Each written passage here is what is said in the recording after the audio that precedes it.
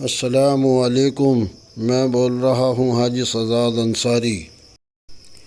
آج 25 مارچ ہے۔ ہمارے محلے کے شاہد بھائی کا آج انتقال ہو گیا۔ جمعے کے دن دعا کیجئے کہ اللہ تعالیٰ ان کی مغفرت فرمائے، اللہ تعالیٰ ان کا جنت فردوس میں داخلہ نصیب فرمائے، اللہ تعالیٰ ان کے گھر والوں کو صبر عطا فرمائے۔ شاہد بھائی بہت اچھے آدمی تھے، اخلاق کے بہت اونچے آدمی تھے۔ دعا کیجئے اللہ ان کی مغفرت فرماوے۔ مولانا خورشید صاحب بیان فرمائیں گے۔ ہمیں چاہیے کہ جب کوئی عالم بیان فرمائے تو ہمیں اسے غور سے سننا چاہیے۔ ہم فضول کی چیزیں تو گھنٹوں گھنٹوں دیکھتے رہتے ہیں، اور جب بیان کا نمبر آتا ہے تو ہم اسے کاٹ دیتے ہیں۔ میرے بھائیوں، ایسا نہ کرو، اللہ کے واسطے اللہ کی بات کو سنا کرو۔ میری آپ سے گزارش ہے کہ اس بیان کو دھیان سے آپ سنیں، پورا سنیں۔ یہ ایک ہی طریقہ زندگی گزارنے کا ہے، اور اس طریقے کا نام ہے اسلام۔ اسلام جو زندگی گزارنے کا طریقہ اللہ نے ہمیں اور آپ کو مرحمت فرمایا، یہی طریقہ اللہ کے یہاں مقبول ہے۔ اس کے علاوہ اگر کوئی بھی طرز زندگی دنیا میں انسان اختیار کرے گا تو اللہ تبارک و تعالیٰ کے یہاں اس کو قبول نہیں کیا جائے گا۔ اللہ تبارک و تعالیٰ نے صاف صاف اس کا اعلان فرمایا، وَمَن يَبْتَغِ غَيْرَ الْإِسْلَامِ دِينًا فَلَن يُقْبَلَ مِنْهُ، جو شخص اسلام کے علاوہ زندگی گزارنے کے لیے کسی اور طریقے کو پسند اور اختیار کرے گا، فَلَن يُقْبَلَ مِنْهُ، ہرگز اس کی بات قبول نہیں کی جائے گی۔ وَهُوَ فِي الْآخِرَةِ مِنَ الْخَاسِرِينَ، اور وہ قیامت کے دن انتہائی گھاٹے اور نقصان کا شکار ہوگا۔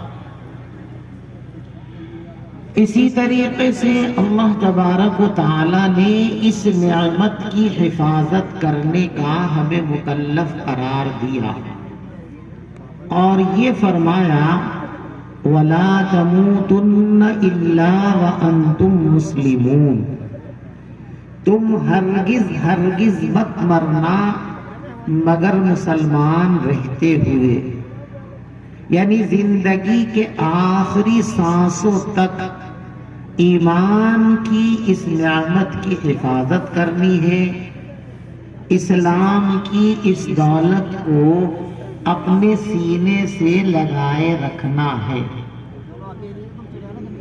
یوں تو ہر انسان کہتا ہے کہ میں اس دین کو مرتے دم تک نبھاتا رہوں گا، لیکن حقیقت یہ ہے میرے دوستو کہ زندگی کے آخری وقت تک دین کو باقی رکھنا انہی لوگوں کے لیے ممکن ہے جو ہر وقت اس دین کو اپنے سینے سے چمٹائے رہتے ہیں۔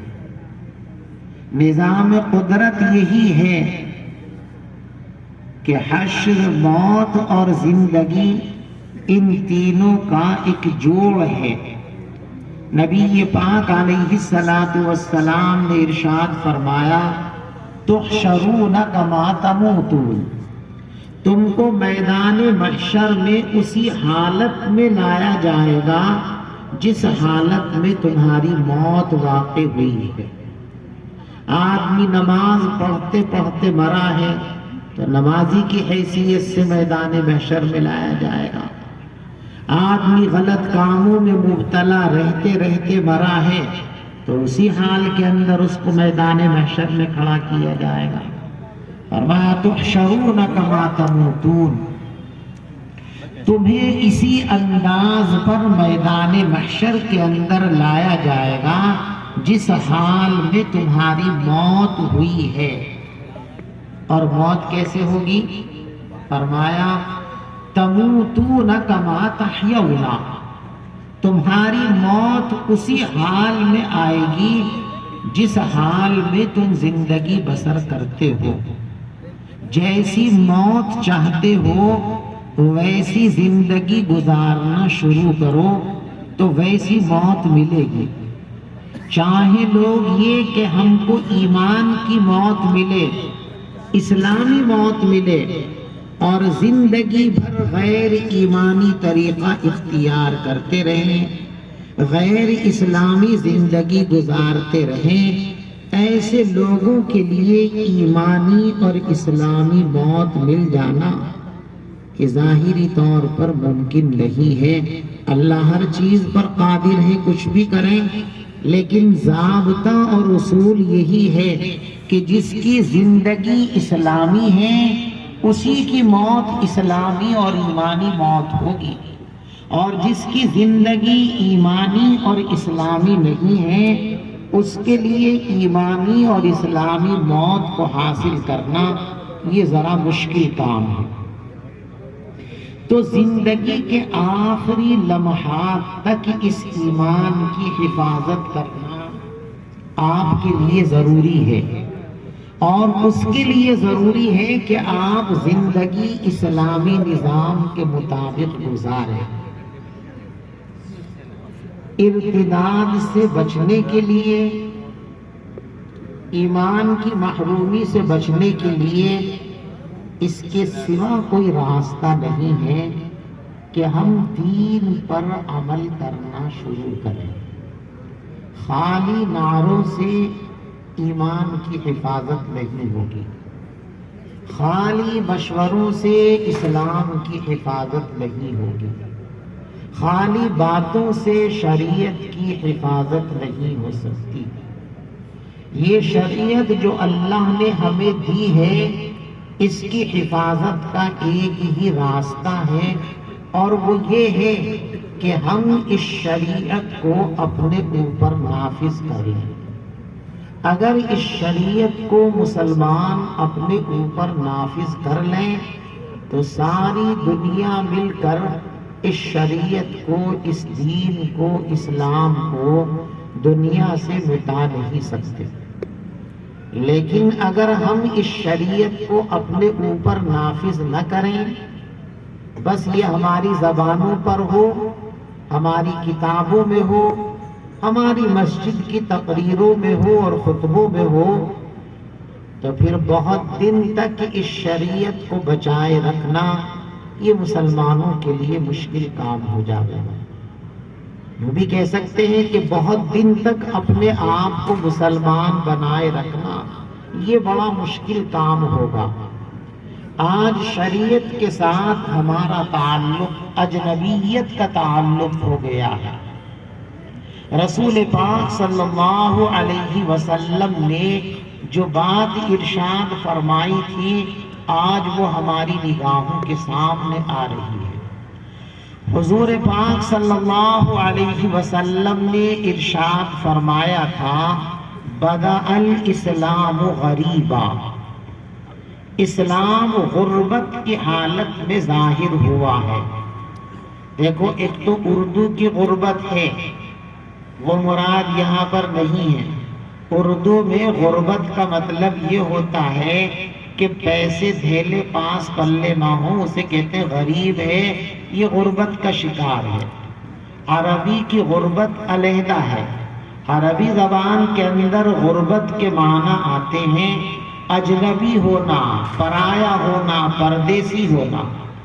آدمی کہیں ایسے ماحول میں ہو کہ اس کو کوئی اپنانے کے لیے تیار نہ ہو، کوئی اس سے تعلق بنانے کے لیے تیار نہ ہو، کوئی اسے اپنا کہنے کے لیے تیار نہ ہو۔ عربی زبان کے اندر اس کو کہتے ہیں غریب۔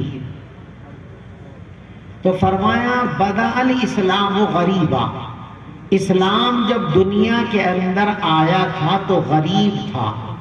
یعنی ایسا اجنبی سا تھا کہ کوئی بھی اس کو اپنانے کے لیے تیار نہیں تھا۔ حد یہ ہے کہ رسول پاک صلی اللہ علیہ وسلم 13 برس تک مکہ مکرمہ کے اندر محنت کرتے رہے، جی توڑ کوشش کرتے رہے، لیکن معدود چند لوگوں کے علاوہ کسی نے اسلام کو سینے سے نہیں لگایا، کسی نے اسلام کو قبول نہیں کیا۔ اس کے بعد آہستہ آہستہ بات آگے بڑھی اور اللہ نے یہ دین پوری دنیا میں پہنچا دیا، لیکن آقا نے فرمایا وَسَيَعُودُ كَمَا بَدَأَ، یہ دین اپنی ابتدا میں جس طریقے سے اجنبی تھا، ان قریب ایک وقت وہ آئے گا کہ پھر دین پر یہی صورتحال طاری ہو جاوے گی کہ لوگ دین سے کنی کاٹنے لگیں گے، دین سے دامن بچانے لگیں گے، دینی احکام کو ماننے اور پہچاننے سے انکار کرنے لگیں گے۔ آج ہمارے سامنے وہی صورتحال آ گئی ہے، اللہ ہم سب کی حفاظت فرمائے۔ آج ہماری شریعت پر جو حملے ہو رہے ہیں، آپ یہ سمجھتے ہیں کہ یہ غیروں کا کام ہے، یہ بھول دل سے نکال دیجیے۔ حملہ کرنے والوں کو، شریعت پر وار کرنے والوں کو راستہ دینے والا کوئی اور نہیں ہے، آپ ہیں۔ دیکھو ہمارے ہندوستان میں ایک قوم بستی ہے جس کو سکھ کہا جاتا ہے، ان کا مذہب ہے جیسا بھی ہے، ان کے مذہب کے اندر ظاہری طور پر 2 چیزیں لازم قرار دی گئی ہیں، ایک سر پر پگڑی ہونا، ایک چہرے پر داڑھی ہونا۔ ان لوگوں نے اپنے مذہب کی ان دونوں چیزوں کو ایسا پکڑا ہے، ایسا تھاما ہے کہ غریب ہو، امیر ہو، پڑھا لکھا ہو، ان پڑھ ہو، کسی بڑے عہدے پر ہو یا گاؤں کا دہقان اور کسان ہو، بغیر داڑھی اور بغیر پگڑی کے ان کے جینے اور رہنے کا تصور ہی نہیں ہے۔ اس کا نتیجہ دوستو کیا ہے؟ وہ بڑے سے بڑے عہدے پر پہنچ جائیں، نازک سے نازک عہدے پر پہنچ جائیں، ان کی داڑھی پر، ان کی ٹوپی پر کسی کو، ان کی داڑھی اور پگڑی پر کسی کو انگلی اٹھانے کی ہمت اور مجال نہیں، اس لیے کہ فطری طور پر ہر سلیم الطبع انسان یہ بات مانتا ہے کہ کسی کے مذہب میں مداخلت نہیں ہونی چاہیے، کسی کے مذہبی معاملات کے اندر رکاوٹ نہیں آنی چاہیے۔ انہوں نے اپنے عمل سے ساری دنیا کو یہ پیغام دے دیا کہ یہ پگڑی اور داڑھی یہ ہمارے دین کا لازمی حصہ ہے، اس کے بغیر ہمارے دین کا تصور نہیں ہو سکتا۔ تو دنیا کے کسی خطے میں، ہمارے ملک کے کسی شعبے میں اور کسی بھی جگہ ان کو داڑھی اور پگڑی کے سلسلے میں کوئی ٹارگیٹ نہیں کر سکتا، کوئی ان پر اعتراض نہیں کر سکتا، کوئی رکاوٹ نہیں ڈالتا، کچھ نہیں، اتنے ان کی اپنی چیز ہے۔ اس کے برخلاف آپ اپنے آپ کو دیکھیے آئینے میں، اپنا چہرہ، داڑھی جو آپ کے مذہب کا، آپ کے دین کا ایک بنیادی عنصر ہے، جو تمام انبیاء کی مشترکہ سنت ہے، مسلمانوں کا 80% طبقہ وہ داڑھی رکھنے کے لیے تیار نہیں ہے۔